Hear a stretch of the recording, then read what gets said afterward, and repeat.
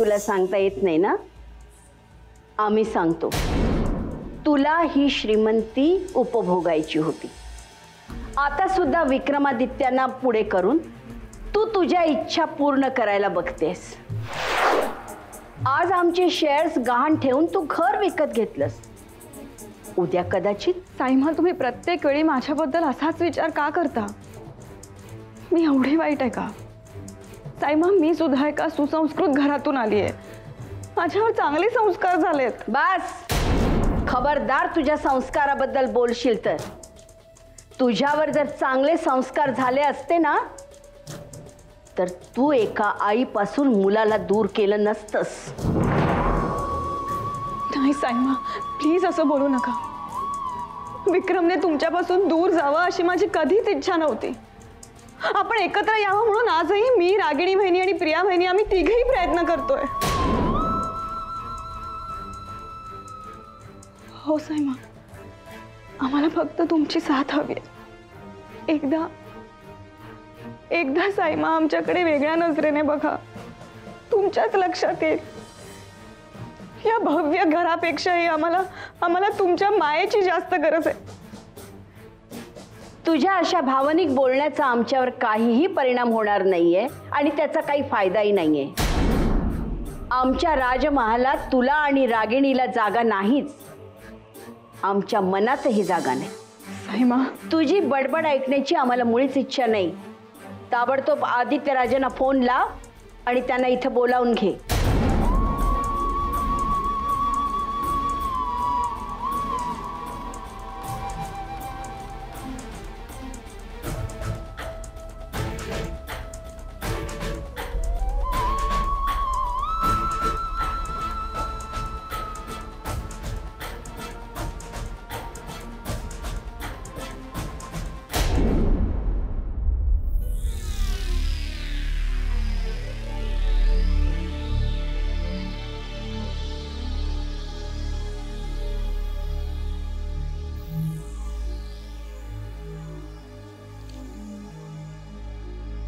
Good morning बेटा.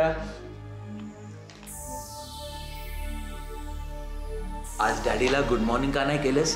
कारण की मी तुमच्यावरती नाराज आहे. का? मी काय केले?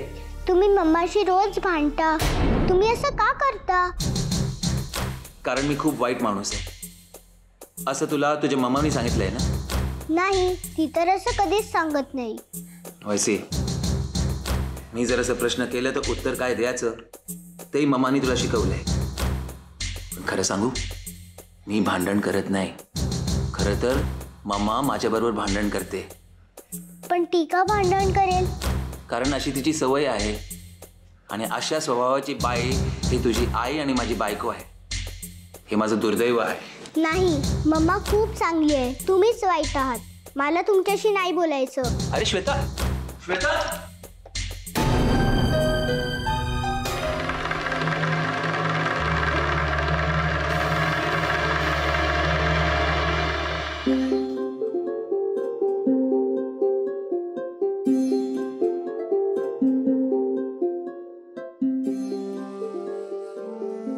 साईमा, तुम्ही बसा ना प्लीज.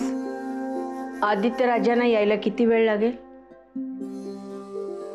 येईल इतक्यात. पण तुम्ही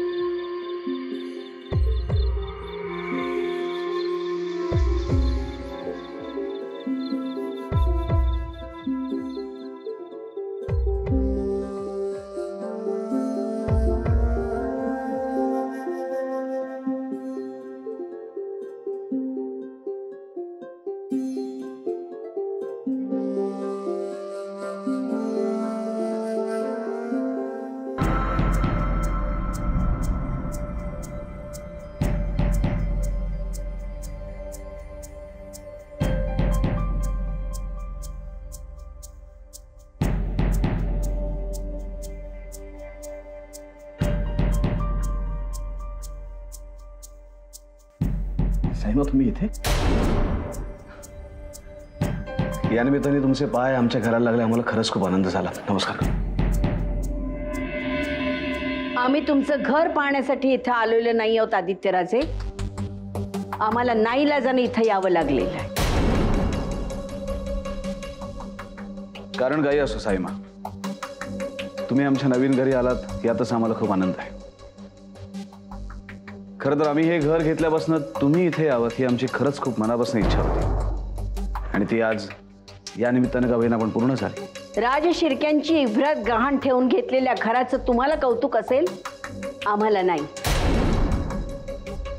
आणि त्याचा जाब विचारण्यासाठी आज आम्ही इथे आलेलो आहोत. आदित्यराजे, तुम्ही हे घर घेण्यासाठी आपले शेअर्स गहाण ठेवलेत, हे खरंय? याच गोष्टीचा जाब विचारायला तुम्ही आला असेल साईमा, तर आमचं हे उत्तर ऐका. होय, आम्ही ठेवले शेअर्स गहाण, पण ते शेअर्स आमच्या मालकीचे होते. त्याच्यावर आमचा अधिकार होता. आमच्या मालकीचे शेअर्स आम्ही गहाण ठेवले तर त्यात रणवीर राजाने एवढा का त्रास व्हावा? आम्ही तुमच्याशी बोलतो आहोत आदित्यराजे. इथे रणवीर राजांचा संबंध काय? कारण आम्हाला माहिती आहे तुम्ही इथे त्यांच्या सांगण्यावरूनच आलेला. आम्ही काय केलं म्हणजे त्यांना बरं वाटणार आहे? आम्ही घर सोडलं तरी त्यांना अजून बरं वाटलं नाही का? आपण शेअर्स बद्दल बोलत होतो आदित्यराजे. आम्ही शेअर्स बद्दलच बोलतोय.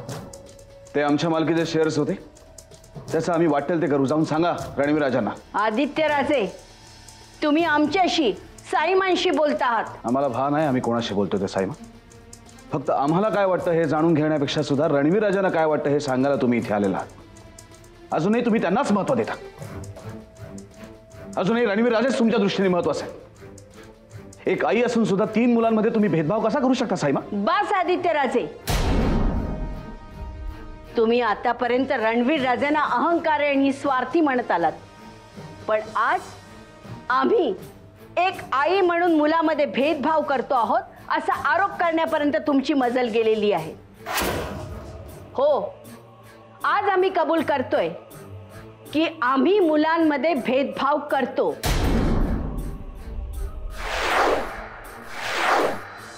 कारण आम्ही राजशिर्क्यांच्या राजघराण्याच्या राजमाता आहोत. आम्ही असं का वागतो याचा तुम्ही कधी विचार केलाय? रणवीर राजेंना तुम्ही स्वार्थी म्हणता ना, पण स्वार्थी तुम्ही आहात, नीलराजे आहेत. तुम्ही दोघांनी आपल्या सुखाचा विचार केलाय, पण राजघराण्याबद्दल कधी तुम्ही विचार केलाय? राजघराण्याच्या मान मर्यादांचं कधी भान ठेवलं?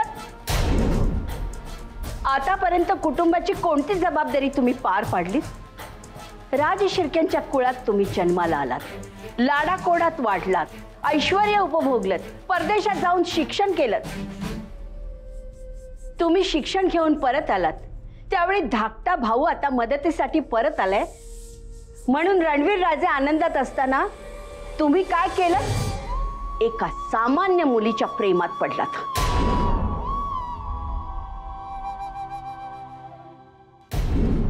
त्या हरीला एवढे पैसे देऊन काय फायदा झाला? तू एवढ्या कॉन्फिडेंटली सांगितलं होतंस आपण त्याला विकत घेतलाय, तो आपल्याकरता काम करतोय वगैरे वगैरे. मग त्याने खोटी माहिती कशी दिली? यावेळेसही ते टेंडर आपल्या हातून गेलं कसं? मलाच कळत नाही हे सगळं कसं घडलं. पण त्या हरीमध्ये एवढी हिंमत नाही की तो आपल्याशी गद्दारी करेल. त्याच्यात हिंमत नसेल, पण लिंगप्पा आपल्याशी गद्दारी करू शकतो हे तू विसरलीस. आम्हाला वाटतं आपण त्या हरीला विकत नाही घेतला, त्या लिंगप्पाने त्याच्या फायद्याकरता त्याला आपल्याला विकला. यावेळेसही तो लिंगप्पा आपल्याला भारी पडला. असं जर असेल ना तर लिंगप्पाला त्याच्या पद्धतीनं सडेतोड उत्तर दिल्याशिवाय मी गप्प बसणार नाही. नताशा, तू खूप बोललीस, आता काहीतरी करून दाखव.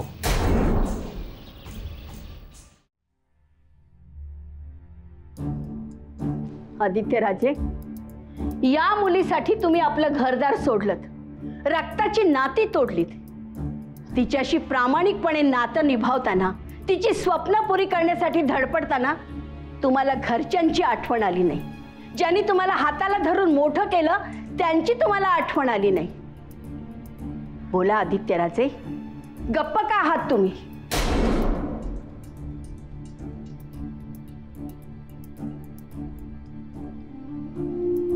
साईमा, तुमचं बोलून झालं असेल तर आम्हाला काही बोलायचंय. आमचं बोलणं अजून पूर्ण झालेलं नाहीये आदित्यराजे. तुम्ही आमचा कधी विचार केलाय? राजमाता म्हणून आम्ही जरी वावरत असलो तरी तुमच्या जाण्यानं आम्हाला किती यातना झाल्या असतील याची जाणीव आहे तुम्हाला? तुम्ही आणि नीलराजेंनी घर सोडण्याचा निर्णय घेतलात तेव्हा आई म्हणून आम्हाला किती यातना झाल्या असतील. रात्र रात्र आम्हाला झोप लागत नाही. तिथं आम्हाला एकटं वाटतं. आई म्हणून नाही पण राजमाता म्हणून वावरताना आम्हाला आमचे डोळे कोरडेच ठेवावे लागतात. डोळे कोरडे ठेवण्याचं आम्हाला अजिबात दुःख वाटत नाहीये. आज तुम्ही दोघं आपापल्या जगात खूप सुखी आहात पण त्या घरात एकटेपणा आम्हाला खायला उठतो. तुमच्या काळजीनं आम्हाला रात्र रात्र झोप लागत नाही. पण हे दुःख आम्ही कुणासमोर येऊ देत नाही. कारण आम्ही राजमाता आहोत. इथं आईचं काळीच रडतं पण राजमातेचे डोळे कोरडेच राहतात. आमचे डोळे कोरडे राहतात याचं आम्हाला अजिबात दुःख नाही. कारण आम्ही राजशिर्के घराण्याच्या राजमाता आहोत याचा आम्हाला जास्त अभिमान आहे. आदित्यराजे, आज तुम्हाला आम्ही शेवटचं बजावून सांगतो आहोत. राजशिर्क्यांच्या विरोधात केलेली कुठलीही गोष्ट आम्ही खपवून घेणार नाही. पण साईमा, राजेश शिर्के म्हणून आमच्यावर होत असलेला अन्याय आम्ही का खपून घ्यायचा? आज तुम्ही तुमच्यावर झालेल्या अन्यायाबद्दल बोलता आहात पण ज्या आईचं बोट धरून तुम्ही मोठे झालात त्या आईचं बोट सोडून निघून जाताना त्या आईला किती यातना झाल्या असतील याची जाणीव झाली तुम्हाला? ज्या राजशिर्के घराण्याने तुम्हाला ऐश्वर्य दिलं, प्रतिष्ठा मिळवून दिली, त्याच्या विरोधात उभं राहताना तुम्ही राजशिर्के हे नाव कसं काय लावू शकता? आणि आता राजशिर्क्यांचे शेअर्स गहाण ठेवून तुम्हाला राजशिर्क्यांबद्दल काय वाटतं हे तर तुम्ही दाखवूनच दिलंय. त्या शेअर्सना आम्ही आमची प्रतिष्ठा समजतो. तेव्हा त्या प्रतिष्ठेची किंमत किती आहे हे तुम्ही आम्हाला सांगा. आम्ही ती तुम्हाला द्यायला तयार आहोत. बोला आदित्यराजे. आम्ही तुमच्या भावना समजू शकतो साईमा. आजही एक आई म्हणून आम्हाला तुमच्याविषयी नितांत प्रेम आहे, आदर आहे. पण इथे तुम्ही आमच्याकडे आई म्हणून पाहत नसून एक राजमाता म्हणून बघताय. आणि जेव्हा जेव्हा तुम्ही राजमाता म्हणून असताना साईमा, तेव्हा तेव्हा सगळे प्रॉब्लेम्स क्रिएट होतात.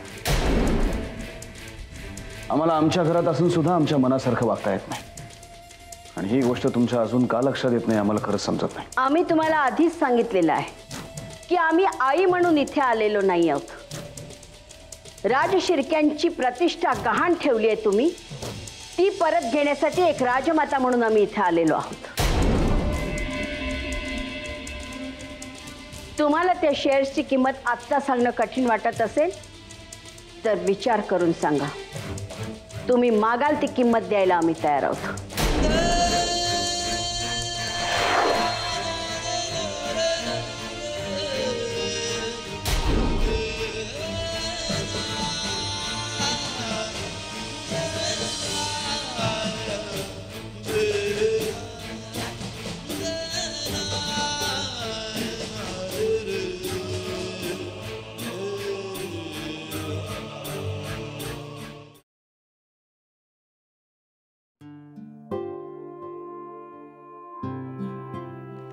क्या बात है. लई छान चित्र आहेत. ताईसाहेब तुम्ही काढलं? नाही नाही, आयुष चित्रे नावाचा एक पेंटर आहे, त्याची पेंटिंग्स येते. बघ ना, फार सुरेख करतो पेंटिंग्स. आमच्या आर्ट गॅलरीमध्ये याच्याच चित्रांचं एक्झिबिशन आम्ही सगळ्यात आधी मांडणार.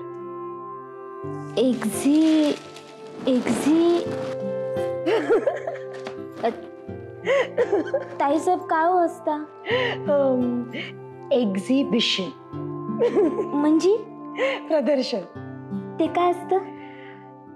यांच्या चित्रांचं प्रदर्शन आपण मांडलं ना की तुला कळेल सगळं. बरं मला सांग, तुझ्या वडिलांची तब्येत कशी आता? आता लई चांगली आहे बघा. ताईसाहेब, तुम्ही पैसे दिल्यामुळे मी त्यांना चांगलं डॉक्टरकडे घेऊन गेले. ताईसाहेब, तुमच्यामुळे मला माझे बाबा परत मिळाले. अगं, हे काय झाली? असं नाही करायचं. आणि हे बघ, कोणी पैसे दिले म्हणून तो माणूस असा हात जोडण्या इतका मोठा नाही होत काही. मी फक्त माझा माणुसकीचा धर्म पाळला. आणि जर अजून काही गरज लागली ना तर निसंकोचपणे आम्हाला सांग. जी. त्यांची काळजी घे. जी.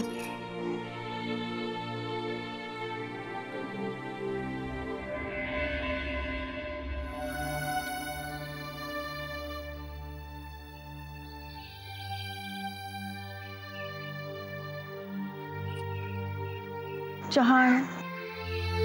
बरं वाटेल. नको, इच्छा नाही आम्हाला.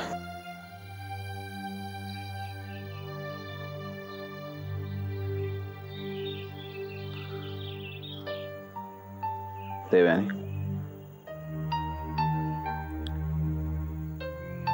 आतापर्यंत तू आपण सगळे एकत्र येऊ, एकत्र राहू, या एका आशेवर तू आतापर्यंत जगत होतेस. ती किती खोटी होती तुझ्या लक्षात आलं असेलच. असं कधीच घडणार नाहीये देवयानी यापुढे. त्यांच्यामध्ये आणि आपल्यामध्ये आता खूप अंतर पडलं आणि हे अंतर आता कधीच मिटणार नाही. कधीच नाही. यापुढे आपल्याला जगात कोणीही नातेवाईक नाही असं समजूनच जगण्याची सवय करून घ्यायला लागणार आहे. निदान साईमांच्या डोळ्यात आपल्याबद्दलचा राग बघितल्यानंतर तू पुन्हा असं काही बोलण्याचं धाडस करणार नाहीस असं आम्हाला वाटतं. तुला काय वाटतं?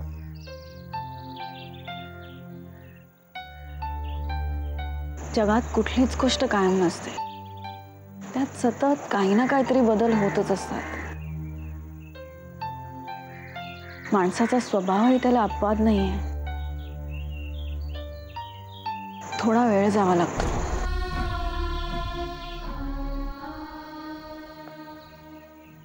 साईमांना मी बदलेन असं मी खात्रीने नाही सांगत, पण माझे प्रयत्न मी सुरूच ठेवणार. माझ्यावर विश्वास ठेव. सगळं ठीक होईल. हे बघ साक्षी, मला असं वाटतं की तू राजसाठी स्वतःचं करिअर अननेसेसरीली खराब करून घेतेस. तुला समजून घेण्याची त्याची पात्रताच नव्हती. ही इतक्या लवकर त्यानं हार मानली याच्यावरून त्याच्या मनाचा दुबळेपणा लक्षात येतो. परिस्थितीला शरण जाऊन एखाद्यानं चुकीच्या मार्गाने जाणं मी समजू शकतो, पण यावेळी अख्खी सिस्टीम त्याच्या बरोबर होती. तू होतीस, मी होतो. आपण सर्वजण मिळून त्याला या परिस्थितीतून बाहेर काढण्यासाठी अटोकाट प्रयत्न करत होतो, पण तरी सुद्धा त्याने आपल्याला फसवलं. आणि अशा विश्वासघाती माणसाला आपणच काय, पण देव सुद्धा मदत करणार नाही. आणि या अशा मुलासाठी तू तुझं करिअर खराब करायला निघालीयस? अजूनही वेळ गेलेली नाहीये. शहाणी असशील तर सावध हो. त्याचा विचार मनातून काढून टाक आणि पोलीस ट्रेनिंगला हजर हो. हे बघ, तुझ्या भवितव्याच्या दृष्टीने हा एकमेव पर्याय तुझ्या समोर आहे. त्यामुळे तू तर सुखी होशीलच, शिवाय तुझ्या या निर्णयामुळे तुझ्या घरचेही सुखी होतील, लक्षात घे.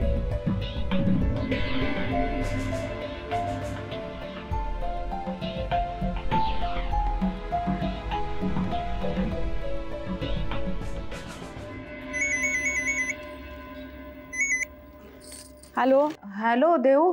हा, आई बोल. देऊ, कशी आहेस तू? आई मी ठीक आहे. तू कशी आहेस? ठीकच आहे ग. मला काय झालंय? आई काय झालंय? तुझा आवाज असा काय येतोय? अगं काय सांगू तुला आता. ह्या साक्षीच्या आयुष्यातले प्रश्न काही संपायला तयार नाहीत. त्यामुळे तिच्या जीवाला घोर आणि मग माझ्या जीवाला घोर. काय केलं साक्षीने? अगं तो राज आहे ना, राज पळून गेला, मला माहिती आहे. तो पळून गेल्यापासनं हिचं चित्त ठिकाणावर नाहीये. घरात पोलीस ट्रेनिंगचं पत्र येऊन पडलंय, पण ही ट्रेनिंगला जायलाच तयार नाहीये. आता मी किती समजावलं तिला, बाबांनी समजावलं, आम्ही सगळ्यांनी समजावून सांगितलं, पण काही ऐकतच नाहीये ही मुलगी. आई मी समजावते साक्षीला, तू नको काळजी करूस. बरं होईल बाई, ये तू इकडे आणि समजाव तिला. तुझं तरी ऐकते का पाहूया. ठीक आहे, येते मी. बरं ये. अच्छा